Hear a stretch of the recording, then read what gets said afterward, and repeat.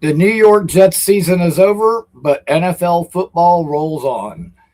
The AFC Championship game is right around the corner. And tonight, we're going to revisit the days when the Jets were a part of that conversation, as well as talk about what's going on with the team right now. So let's get fired up.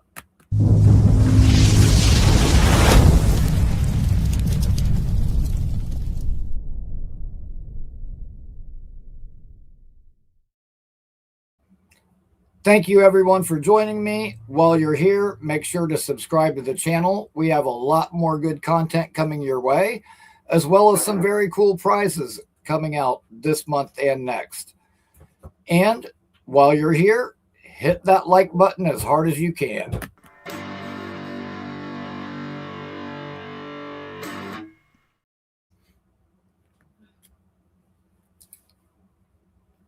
Hello to everybody. Valerie, Peg and Artie, Brian, one of our newest subscribers. Good to see you, man. Thank you very much. My guy, Bill M., who is always here. Great to see everybody tonight. Before we get started, I want to remind everybody, we do have our New Year's giveaway, the 2026 giveaway, still going on. So the first person to call in tonight automatically gets entered to win a Garrett Wilson autographed helmet. There are no super chats. There are no memberships. All you've got to do is call in to win. So, the AFC Championship game is right around the corner. And I don't know about all of you, but I remember that feeling in 1998 where I thought for sure that we were going to go all the way. And the following year, before Vinny got hurt, we knew we were definitely going all the way. And then there were the two back-to-back years with Rex in 2009, 2010. And like the video's title says, the days when Rex ruled the world. Like, dude, when Rex came in and he was loud and brass and he had that attitude, and the very first year, AFC Championship game, the next year, we brought in Cromartie, Santonio Holmes, Braylon Edwards. We loaded up, and it looked like we were definitely going. I understand. We've got the longest playoff drought in sports, 15 years now running that we haven't been to the playoffs. But you know what? At least the last time we were in the playoffs, we won. The Jets have been in the AFC Championship game, one game away from the Super Bowl, 3 times in the last 30 years. That is more times than Buffalo and Miami combined. And I'll tell you what, while we're on the topic of the AFC East, when I watched the game between Houston and New England, dude, Drake May looked very human in that game. If they were playing any other team whose quarterback wasn't just a turnover machine, they lose. I am not buying the fucking bullshit Patriot hype. I mean, I'm sorry. There's no other way to say it. But I'm not buying it. Fuck them.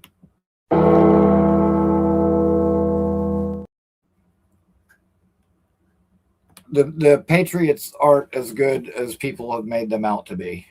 And yes, I think the Bills window is closing. Ironically, it was only a week or so that Aaron Rodgers was on TV making cracks about how the Jets had leaks. Well, guess what?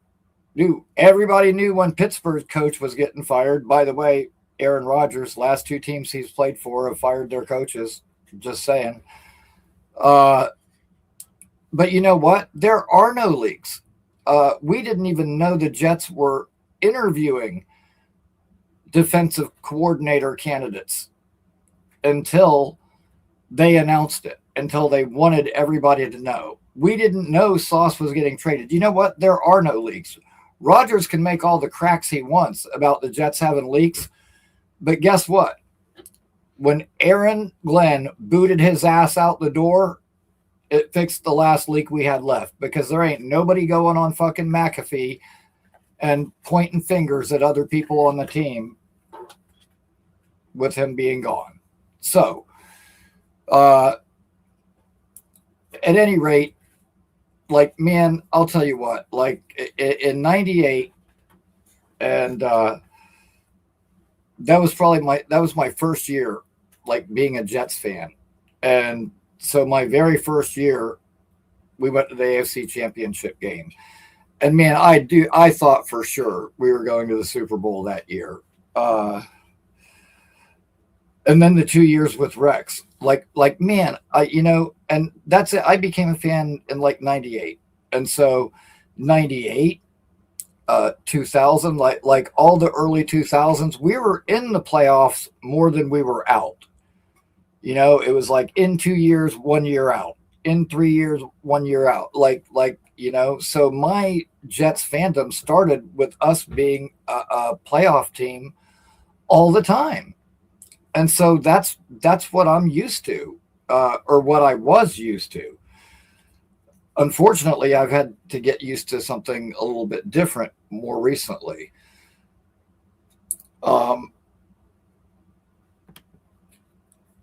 It's tough to take, but I think we're in the prime spot to turn things around, because in those early 2000s, when we were a playoff team all the time, we had an amazing draft where we had, from the Keyshawn trade, we got John Abraham, Sean Ellis, Chad Pennington, Anthony Beck, and then later in that same draft, we got Lavernius Coles. And so Aaron Glenn was here then. He was a part of this team then. And he saw firsthand what a big draft like that can do for improving a franchise. More recently, we had the one with Sauce and Garrett and Jermaine and Brees. But dude, we've got enough ammo to have 2 years in a row like that. Like, this thing can get turned around quickly. I'm going to get to more of that, but we do have our first caller for the night. And so he is in to win the Garrett Wilson signed helmet. And he's already won once.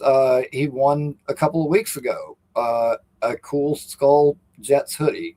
So let me bring on our first caller, Nate. What's happening, man? Hell yeah. What's going on, Rickie? Right on. I'm glad I made it as the first caller. I'm stoked to be in the raffle. Awesome, man. Yeah. Dude, you know what? I'm surprised. And you said to bring that. You mentioned that hoodie. I brought it with me to show the people. Yeah, look at that. You call in to a Rickie NY show, you get custom Rickie New York merch. Look at that. Yeah, that thing is just sick looking. Elite. And yeah, and all you have to do is call in. Elite. It doesn't cost you a thing.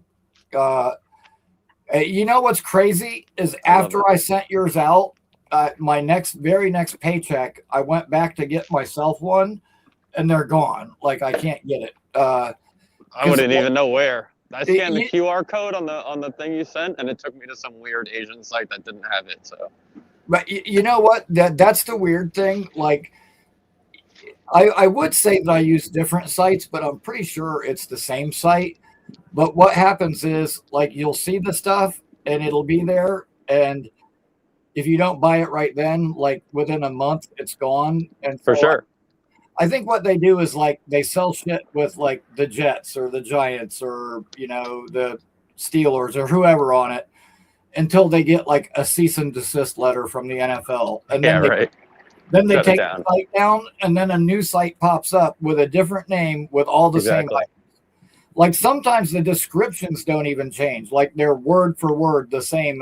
Like, they just got lazy and be taking it down in a month. I'm not doing funny story, Rickie. With my Chinese plug, if you will, for the jerseys, when his site got shut down, he texted me the confirmation number on WhatsApp on the first order, and then he had this site that had like Jets hockey jerseys. I could custom get Rodgers ones. He was putting custom C's on the front of like a hockey sweater, Jet style, for $30. It was great. And then his That's site got awesome. shut down, and then I DM'd him on WhatsApp.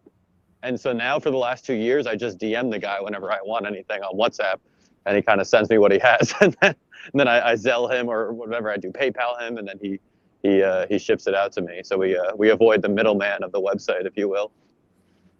Nice, man. Dude, it's always nice to have hookups like that. Like Yeah, the other morning, like usually when I leave work in the morning, like I'll walk a couple miles away to the Hard Rock Casino and like catch a ride from there, because it's like half the price to Uber from there, and plus it kills a little bit of time, so it's not work Sure. hour traffic. The prices come down.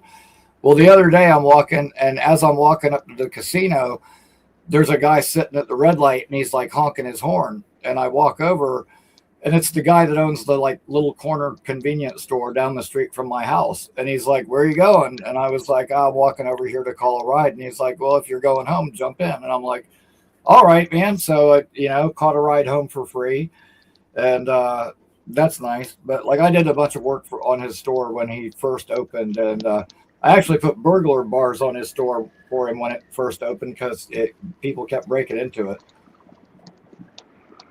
Hell yeah, love that. But dude, that's awesome. So anyways, I didn't get to get that same hoodie that you got, but you know what, either that one will come back or a different one will pop up, so it's all good. I will cherish this one, trust me. But yeah, I'm going to be giving away more stuff like that in the future too. Some cool custom jet stuff that you can't get anywhere else but here at the Rickie New York show. As well as some of our own merch, which we've always got new merch coming out, and which I'll message you when I get done with the show about the AG shirt, Nate. I literally just saw the message right as it was time to start. So we'll have an AG shirt, and hopefully I'll have a jersey of our defensive coordinator soon too. If us Jet fans get what we want. Yes. You know what? As we were talking about it, and earlier today, and now everybody's doing a video because supposedly the Jets got snubbed by some big names.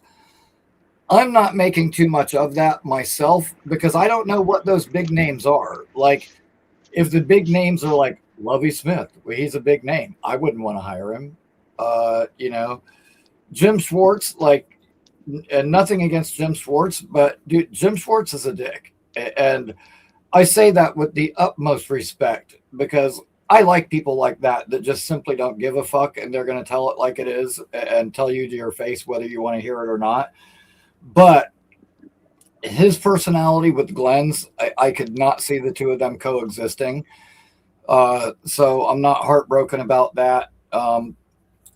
Really, I'm not worried about that report so much, but that's the media getting clicks when they need to, Yeah, absolutely. Just try to take another cheap shot at the Jets. But in all honesty, I want to kind of push back on the idea that the Jets are not a desirable destination. I mean, it's true we had a bad record and a historically bad year last year. However, if you look at other teams that need coaches, like, Cleveland needs a coach. They had a shit record. Tennessee, I guess they hired Saleh, but they had a shit record. Like, the coaches, a lot of the teams that need coaches were record-wise almost as bad as us. And they don't have 8 draft picks in the top 50 over the next 2 years. We do. And I like the fact that the Jets have already come out and said whoever the defensive coordinator is going to have a say on the players that they draft with all those picks that we have. So, like, if you're a young upcoming defensive coordinator, you go, man, the Jets were bad, but they've got a lot of ammo, and I can bring in my guys to play my system and mold to my image. And yeah, we had a historically bad year, but guess what? If you were the guy to take a historically bad team like that and turn it around, you cement yourself. And like it's more of an accomplishment than like you go someplace and they were close already and you just like got them over the hump a little bit. Like, But most coordinators, I think your first point is spot on, because most coordinators looking for head coaching jobs and what's going to put them in the best spot to, promote themselves to the next position. But your first point about, a young defensive guy to mold his defense and get his players and his type of guys in here, and if the Jets are willing to let him have any input in the draft and or free agency, he's going to have. You can have your pick of the litter with guys from free agency. If he wants a Leo Chanel, who I would be interested in, shout out Foxy. I know Steve Fox been talking about that name a lot, or Anzalone from Detroit. If he wants to bring him, you can almost pick who you want from free agency and offer them money they can't deny. So Leo Chanel's an interesting name. Anzalone's a little bit old, and Glenn's always saying how it's a young man's game, so I don't think he would bring him in, even though they have the Detroit tie. He could still play, though. But, a bigger guy like Quay Walker from Green Bay is also a free agent. The kid, Devin Lloyd, I think he's going to end up re-signing in Jacksonville. But if not, I mean, he'd be someone I'd be interested in taking a look at, too. But like my biggest free agents were like Travis Jones from Baltimore and Quentin Lake, the safety from the Rams, and both of them re-signed already. So I know there's going to be some of that. And this morning, like Jake was talking like it's a foregone conclusion that Tyler Linderbaum follows Harbaugh to the Giants. And I'm like, dude, he had a disconnect with that coaching staff. When they didn't pick up his fifth-year option, it pissed him off and he took it personal, and that's why he's not willing to re-sign with the team now. That's why he wants to test free agency. So the thought that he's just going to automatically run to the coach that spurned him, I don't see it. Unless Harbaugh gives him a really good story about it was all the GM and not me, I don't see that happening. At the end of the day, money talks, and our line is already pretty good. I would love to get him in here. Obviously, he's the number one. But if not, dude, I gotta say, man, even if we don't get the Green Bay quarterback, I would still like to bring Romeo Doubs here. Like, I just think he'd be a perfect number two for Garrett. A little bit bigger guy, and dude, that kid just makes plays. He's good. What about Alec Pierce? I think I'd have Alec Pierce ranked a little bit higher than him on my free agent ranking. I do like Alec Pierce, but it's going to cost a lot. Yeah, it's going to cost a lot, and I think he's probably going to get overpaid, but he's more of a speed guy. I don't think he runs as many different routes and isn't the same possession guy like Dobbs is. As I started really watching film on Dobbs, I was like, God damn, you know what? This kid is good. And one thing that I really liked about him was watching his depth of target. Like, when they needed a first down, he knew where the sticks was and he converted. Like, dude, watching Jets games drives me crazy. We need 8 yards. We throw a 5-yard pass and expect our guy to make 4 people miss. Like it drives me nuts. Like why do you always throw short of the sticks? But I'm at the ATM for you 1 second. I hear you. Certain guys like Courtland Sutton, Romeo Doubs, they just are real savvy with knowing where the sticks are and picking up those first downs. So, Fox, good to see you. Rick Kent, King Jamie, good to see everybody in the chat. Thanks, everyone, for joining me. Yeah, man,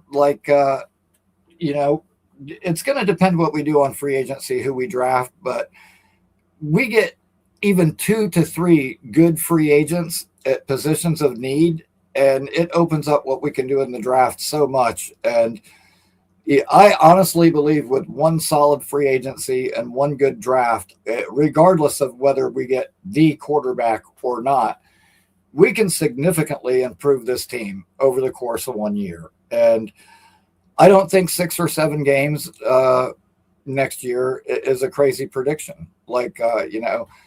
Me and Zach one night on the show went over the schedule game by game, and not knowing who we draft or anything else, I just kind of gave a rough and I was just saying win or lose game. And at the end of it, it actually added up to be 9 wins, which there was one game that probably maybe we wouldn't win, but I figure, okay, we're probably going to win one that we shouldn't. So, but like, I don't think we're going to get 9 wins now. But if we see 6 or 7 wins and we at least show, incremental improvement, I'll be happy. And I got news for all the AG haters. Like, you can just go ahead and figure right now that AG is going to have 3 years here, whether you like it or not. The first year was a scrap year. I don't think they're even going to count that. But this year is going to start to matter, and there's going to have to be improvement. And by year 3, that'll be the time for us to get our quarterback long-term of the future. And that year, they're going to have to make everything count. And, if that 3rd year is an absolute disaster, then he probably will get fired. That's why, Rickie, I think there's actually an underrated amount of pressure on Muji. That people are giving him A- and B's for the great job he did, and obviously axing Glenn for every bad decision the Jets made this season. But Muji's got to give Glenn a quarterback. You can't, or else you're gonna have the solid debate all over again. You're gonna have Zach Wilson, and Mike White. You have to give him a quarterback this year. Period. It can't be, 39-year-old Geno Smith and the Jets have 6 wins. It's like, oh, he's not a good coach. Well, yeah, I got news for all the AG haters too. That's like when you see a little kid who's real unruly. Guess what? Like, mom isn't doing a good job of parenting and dad's doing a bad job. They're both to blame to some extent. And I think the same can be said about Glenn and Muji for every good thing and every bad thing.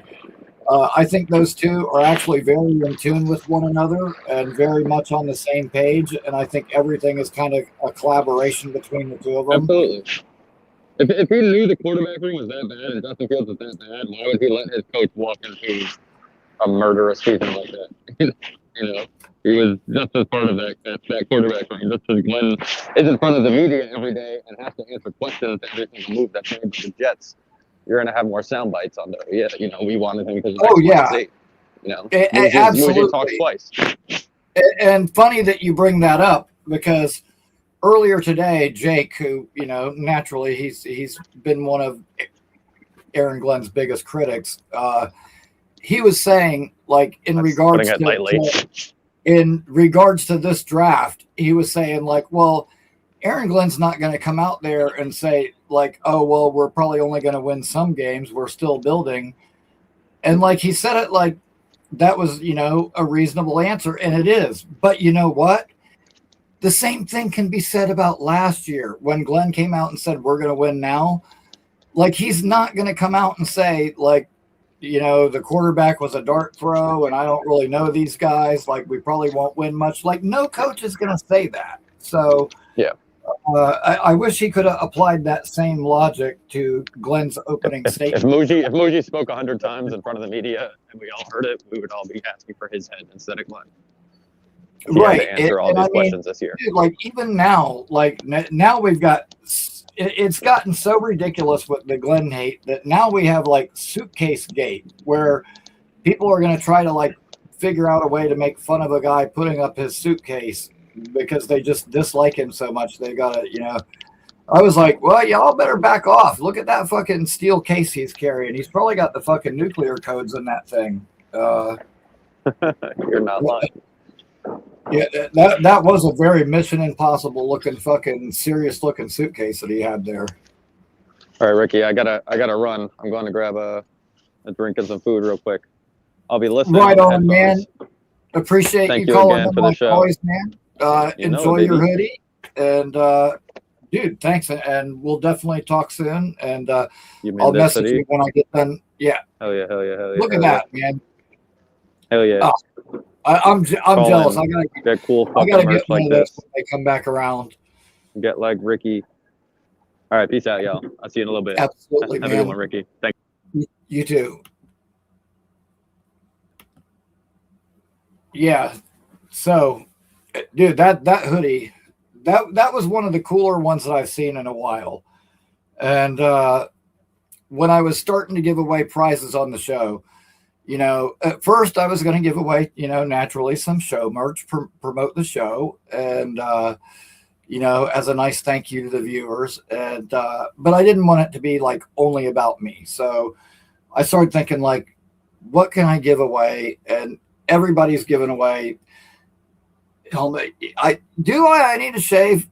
I was going to grow the white Aaron Glenn goatee. But yeah, I've just been being lazy. True fact, I usually shave before every show. So normally I'm always nice and clean shaven, which I would rather be, but I'm also kind of lazy, incurably lazy. And so I decided from now until the Super Bowl, I'm probably going to let the Aaron Glenn goatee grow a little bit, which it does come out white now, so it'll probably look like his. But yeah, at any rate, I wanted to find some cool stuff to give away to the callers, and I decided, like, you know what?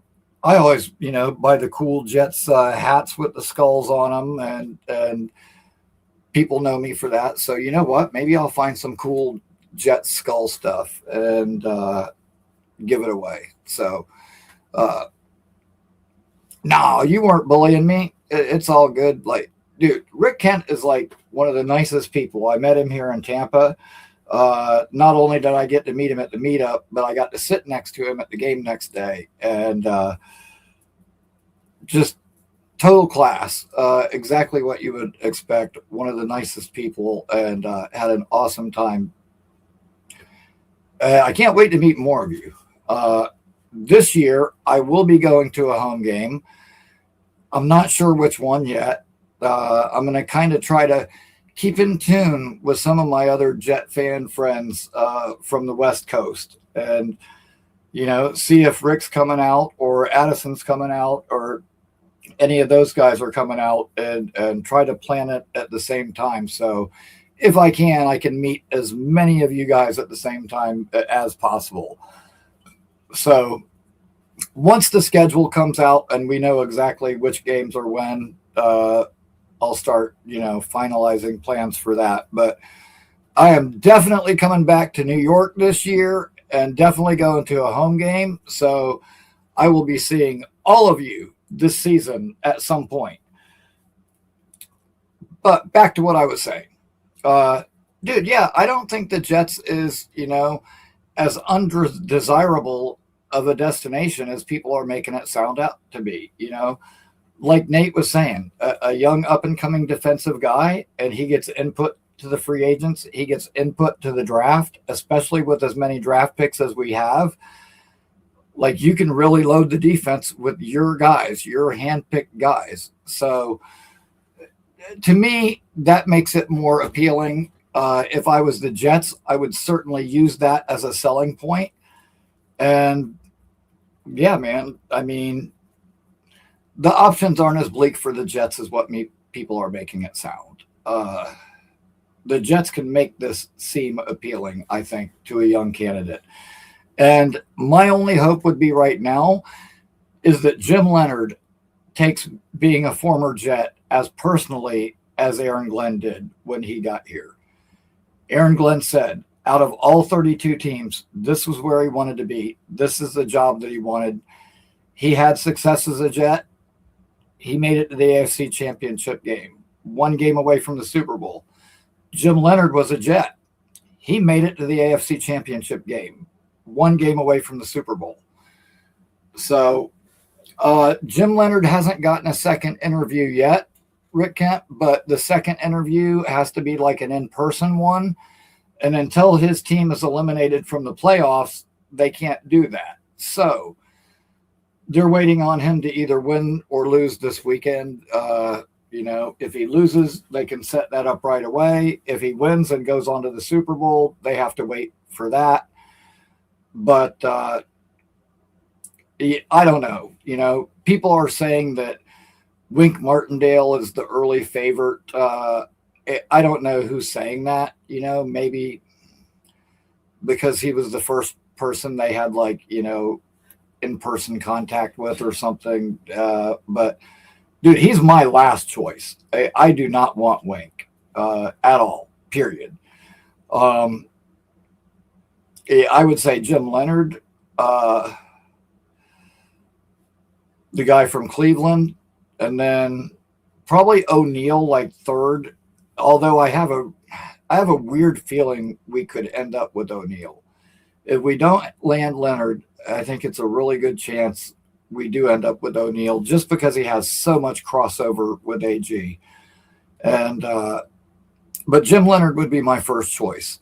And like I said, maybe, being a Jet means something to him. And maybe he does take it personal like Glenn did.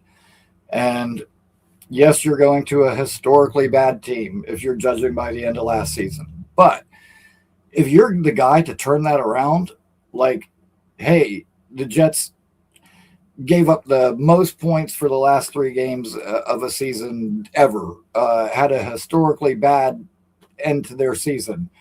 Then they hired me as defensive coordinator. I came in, and the next year we had a top 10 defense. And the next year after that, we were in the playoffs. That would really be something to hang your hat on. Like, I feel like if you come here and you turn this thing around, it means more than turning around to, like, say a team that was close already and all they needed was a little boost. Like, we need a big boost. So,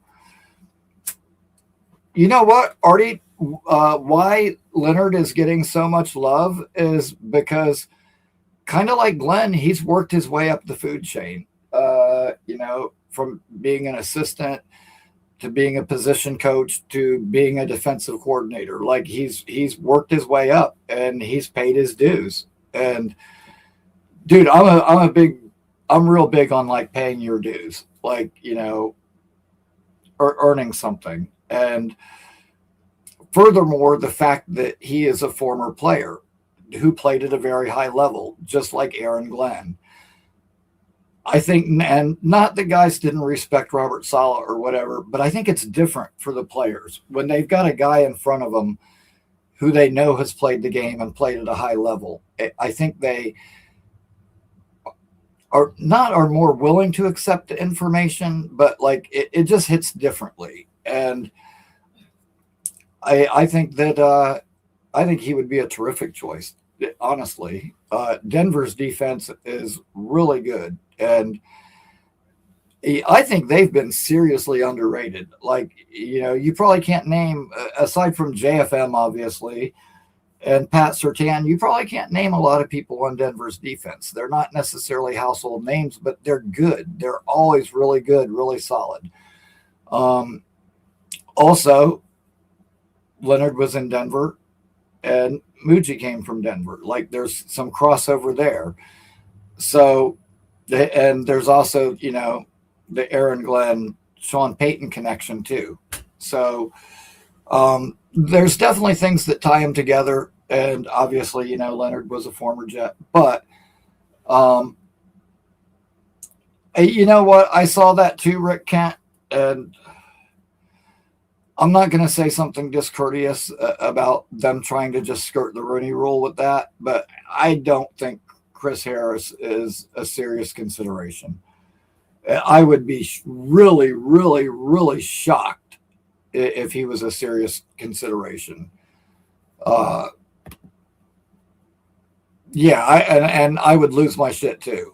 I would not be happy with that at all.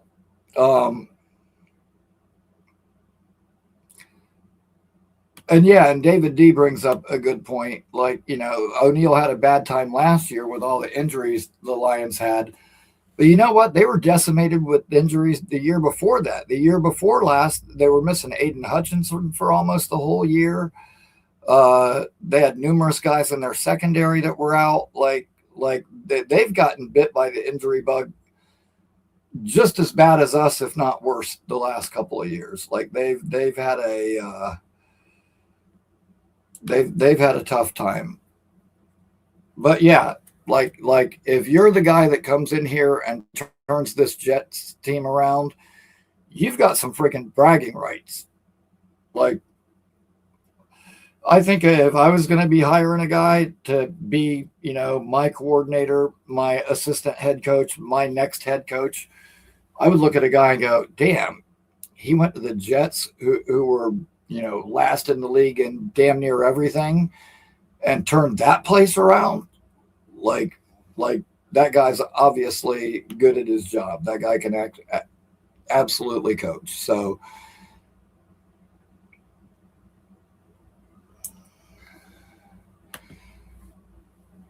yeah, and I don't think. I just think we haven't.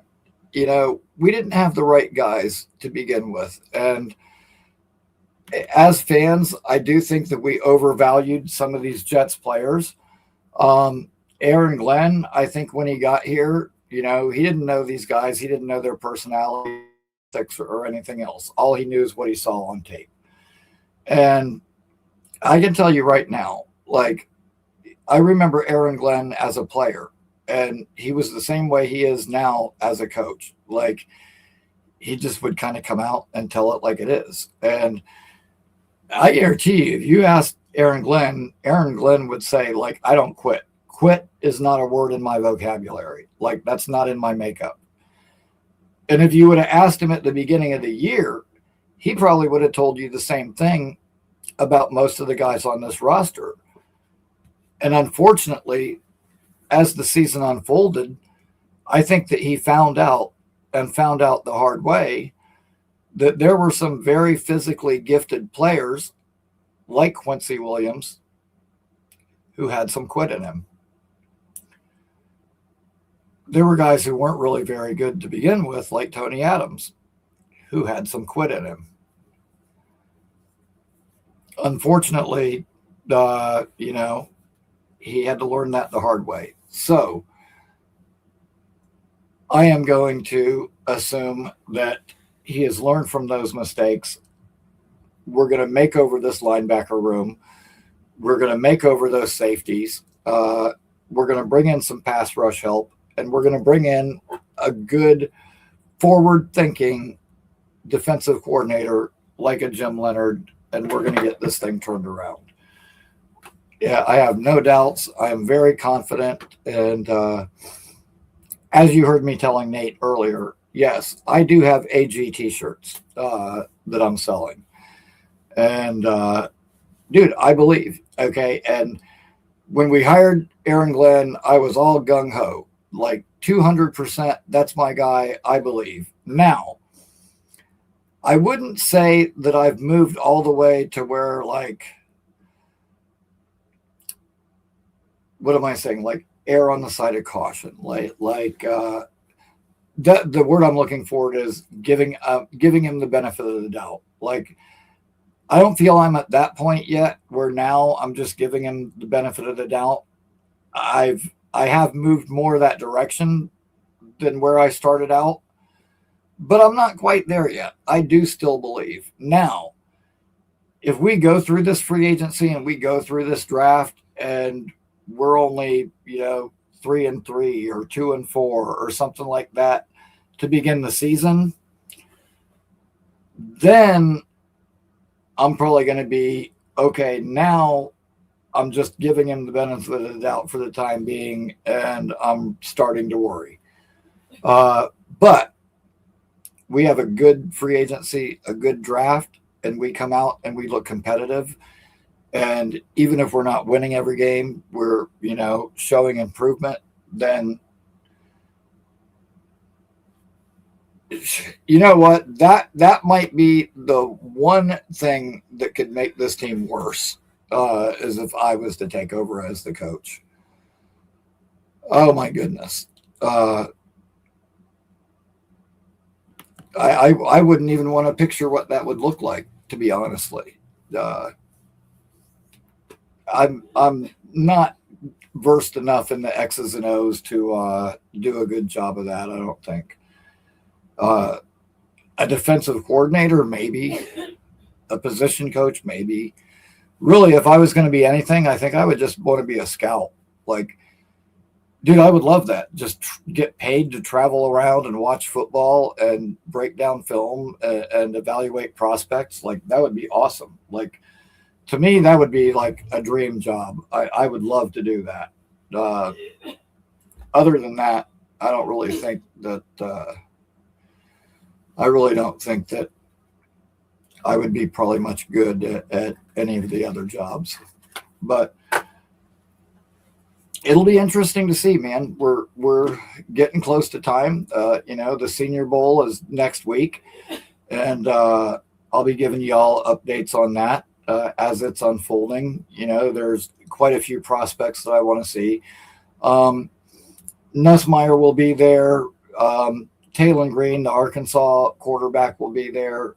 I don't even know if they're going to draft a quarterback high enough to look at a Nussmeier or somebody like that. Like, if it was me, I would try to go the free agent route and get somebody like Willis and just completely put off quarterback until next year, as far as like the starter anyway.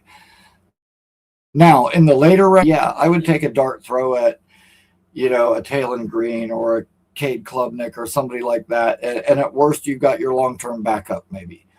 However, there are other people that are going to be there that I'm much more interested in. Emmanuel Pregnon, the guard from Oregon, will be there. Sam Hetch, the center from Kansas, will be there. Two tight ends that I like. Tanner Koziel, who's like 6'6" and or 6'7", and Justin Jolie from NC State, who's like a really fast, really dynamic, do-it-all kind of tight end. But mainly it's all on the defensive side of the ball. You got Reuben Baines going to be there now. You got David Bailey is going to be there now. TJ Parker is going to be there. Romello Height. There's a lot of the pass rushers. Two defensive tackles that I'm very interested in are going to be there, is Lee Hunter from Texas Tech and Tim Keenan from Alabama. Jacob Rodriguez, the Texas Tech linebacker, who was a turnover machine last year, is going to be there. And then there's the defensive backs. Chris Johnson, San Diego, is going to be there. But the guys I'm most interested in of all would be Julian Neal, who's a cornerback from Arkansas. And, dude, his press man coverage is nasty. Like, he is super physical with receivers at the line of scrimmage. He likes getting his hands on guys and really disrupting their route and disrupting their timing. And to me, he would be like a perfect fit for like an Aaron Glenn type of guy to bring in here. The other ones are safeties, AJ Halsey from LSU and Kamari Ramsey from USC. We need a really good safety. Halsey, I think it seems almost more like a strong safety. He can cover, but I would want him more for like his run defense and putting him down in the box. Whereas Ramsey would probably be more of your center fielder. And he also likes to lay the big hit. I think at times he could probably wrap up a little bit better, but he's got decent ball skills. He's kind of like, Ramsey to me is kind of like dollar store Derwin James. Like, same kind of player, just maybe not quite that good. You know what? I wouldn't trade Jermaine for a 6. I think that Jermaine's going to come back stronger this year. I know that last year, coming off the injury, was a little bit disappointing. But, dude, I'll tell you what.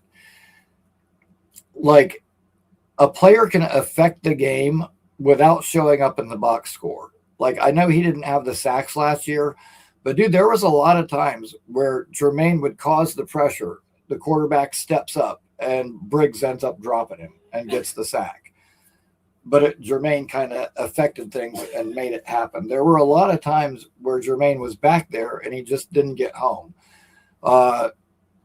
And, dude, that's, the one time that Aaron Glenn made the comment about effort, and then later he walked it back, I was thinking, you know what? Even though Jermaine didn't have a lot of sacks in that game, he played his ass off. He was getting in the backfield fairly consistently. He just wasn't getting home.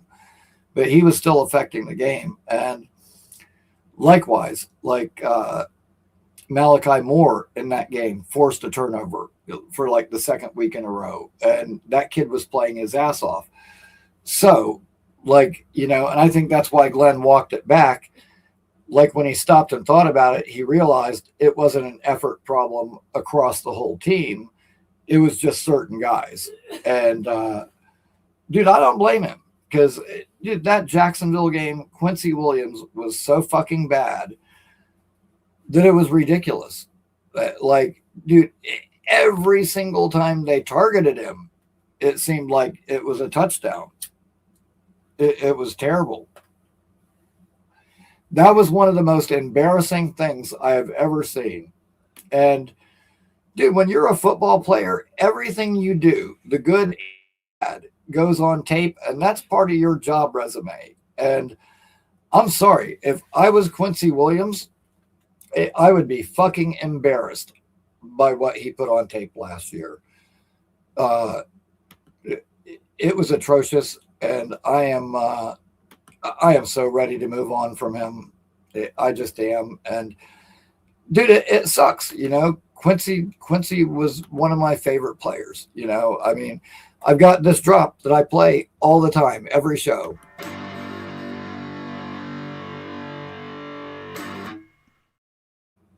And that's such a killer play. And when you just look at just that clip, you go, damn, he laid him out. That looks awesome. What you don't see in that particular clip is him going and doing the uppercut. Meanwhile, the ball is out and Arizona is recovering it because he's too busy celebrating to realize that he just caused a fumble. He did the same thing a couple of years ago when we played the Bengals. We recovered. Phillips is running down the sideline. He's got a caravan of Jets with him trying to block. And they're 20 yards down the field by the time Quincy turns around and even realizes that he caused a fumble. Still making the same mistakes he did when he was young. Quincy got better, I think, because of C.J. Mosley's influence. Now that Mosley, the brains of the operation, is gone, like Quincy is like a missile with no guidance system, like, because he doesn't have the brains, the cerebral part of the game. And I was worried we were going to miss that. Like, Mosley was our captain. He got everybody lined up and in the right spots. He could, diagnose the offense and what they were trying to do, how they were trying to attack us, and make sure that everyone was in the right place. But now that's gone. And obviously that part of the void Sherwood could not fill. So I don't know. This linebacker room needs a makeover in a bad way. I would not be opposed to picking one up in free agency, whether it's a Chanel, a Quay Walker, whoever, and then drafting one too. Ideally, it would be Sonny Styles. If not, Anthony Hill, CJ Allen. If it's later, Josiah Trotter, Jacob Rodriguez. I don't care, but we have to get a linebacker in this draft. But I'm confident. We've got the ammo, we've got the picks, and we've got the money. With a good free agency and draft, we can turn this thing around. Can't wait. I can't wait. I can't wait. It'll be nice to be able to come in here and do a show for you guys talking about how good the Jets looked this past week. Instead of, boy, we better get these picks right, or boy, we better get these players right, or, some conversation like that. It'll be nice to be able to come in here. What's up, Wild? Good to see you. It'll be nice to change this conversation and change it to something positive. Anyways, I appreciate all you guys. I'm going to make this one a kind of short show tonight. However, I will be back on Tuesday at 8 p.m. And that will be your last chance to get in on our 2026 giveaway for the signed Garrett Wilson helmet. There are no super chats. There are no memberships. All you have to do in order to win is just call in. And the very first caller to each show is automatically entered to win the signed Garrett Wilson helmet. And Tuesday is your last chance to get in. We'll be announcing the winner next Saturday at 8 p.m. We'll draw the winner live on the show. But I appreciate you guys as always. Brian, I shouted you out earlier. Thank you, man. One of our most recent subscribers. Dude, the Jets had one of the worst seasons ever. The season is over with. But you know what? The show is still plugging right along, and it's still steadily growing. And I can't tell you guys how much that means to me, that people are still subscribing to the channel. People are still following me. The Jets have not given us a lot positive to talk to me. I want this to be the place where Jets fans come to feel better. I like to put the positive spin on it. I don't think we're in as bad a shape as a lot of people do. I'm looking forward to getting this thing turned around. But until then, I appreciate all you guys. Thank you, as always. And until next time, go Jets. Thank you. Good night. We love you all.